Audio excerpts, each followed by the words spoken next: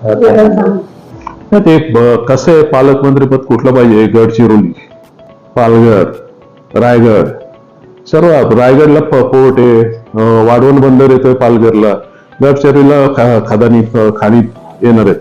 हे कशासाठी पाहिजे आणि त्याच्या माध्यमातून काय सेवा करायची का मेवा खायचे, हे आमच्यासारख्या राजकारण्यांना माहिती, लोकांना ते माहिती नाहीये.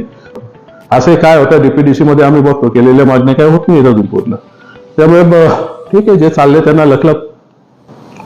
खरं तर आमची सर्वांची अपेक्षा होती की माननीय गणेश नाईक साहेब इथे पूर्वी 10-15 वर्ष पालकमंत्री होते आणि यावेळेस पण ते असते तर थोडा आगरी समाजालाही न्याय मिळाला असता आणि तशी अपेक्षा इथल्या लोकांची होती.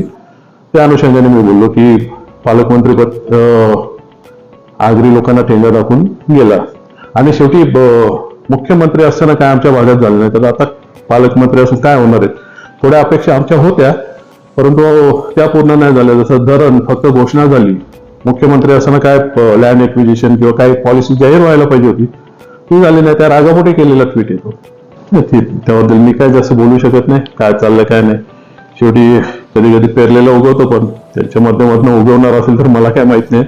परंतु मला नाही वाटत उदय सामंतजी या प्रकारे कुठलं राजकारण करतील. ते एक सरळ मार्गाने, मी जेवढं त्यांना 5 वर्ष अनुभवलंय, एक इमानदारीत काम करणारी व्यक्ती आहे ती.